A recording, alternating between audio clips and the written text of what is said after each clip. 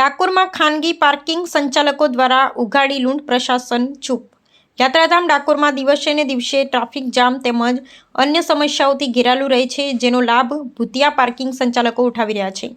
વિગતે વાત કરીએ નજીવા ભાવે રણછોડજી મંદિર નજીક સરકારી પાર્કિંગ હોવા છતાં ખાનગી પાર્કિંગોમાં ભૂતિયા તત્વો દ્વારા બળજબરીપૂર્વક યાત્રાળુઓની ગાડીમાં પાર્કિંગ કરવા ફરજ પડાય છે તથા મન ફાવે તેમ ભાડા વસૂલાત કરવામાં આવે છે। ડાકોરમાં આશરે 100 કરતાં વધુ ખાનગી પાર્કિંગો સક્રિય છે, જેમાંથી એક પણ સરકારી ચોપડે રજીસ્ટર નથી। તેથી દિવસના 5 આંકડા કરતાં વધારે કમાણી કરતા આવા ભૂતિયા સંચાલકો જીએસટી નંબર વગરના બિલો આપી સરકારી ચોપડે મોટું નુકસાન કરી રહ્યા છે, જેથી ડાકોરની પ્રજામાં આવા ભૂતિયા ખાનગી પાર્કિંગો બંધ કરાવી આવતા યાત્રાળુઓની ડાકોરની સારી છબી લઈ જાય તેવી માંગ ઉઠી છે। આગળના સમયમાં જોવું રહ્યું કે જિલ્લા તથા તાલુકા તેમજ ડાકોર પોલીસ વિભાગ આ સમગ્ર ભૂતિયા પાર્કિંગો ઉપર કોઈ કડક કાર્યવાહી પગલાં ભરશે કે યાત્રાળુઓને આવી જ રીતે પરેશાનીનો સામનો કરવો જ પડશે તે જોવું રહ્યું।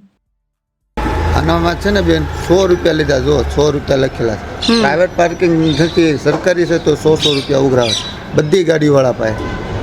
માલિકીનું છે નહીં તો 100 રૂપિયા લેશે બધા પાસે। ને પાર્કિંગ વ્યવસ્થા હોય તો એનું હોય તો 30 રૂપિયા 50 રૂપિયા હોય તો એટલે બધા 100 રૂપિયા લેશે। આવું બધું એની જગ્યા નથી થતા એટલે 100 રૂપિયા લેશે।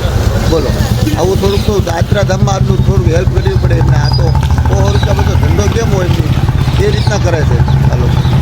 બધા આખા ગામમાં એવું કરે છે। મને એક જગ્યાએ બધી ગામમાં ડાકોરમાં હું ઘણી જગ્યાએ ગાડી ટેક્સી ડ્રાઈવર છું, ઘણી જગ્યાએ આવું છું, બધે 100 તમને ખબર છે સરકારી પાર્કિંગ છે? ના, મને ખબર નહીં, પણ તોય આ લોકો લેશે। અમારે તો ખ્યાલ ન હોય કે સરકારી પાર્કિંગ પ્રાઇવેટ ક્યાં આવ્યું। સરકારીમાં 50 જ લે છે, પણ આપણને બેન ખબર ન હોય ને, એટલે અમે તો શું છે ખબર હોય તો એ જગ્યાએ જાય, પછી આપણને શું છે જ્યાં નજીક પડી ત્યાં પેસેન્જર ક્યાંક લઈ લો એટલે આપણે ગાડી 100 મીટર જ છે આપણે ગાડી મંદિરથી સરકારી પાર્કિંગ। ના ના વાંધો નહીં, હવે તો પછી જોઈ લો તો એ બાજુથી હું આવી જઈશ। ઓકે।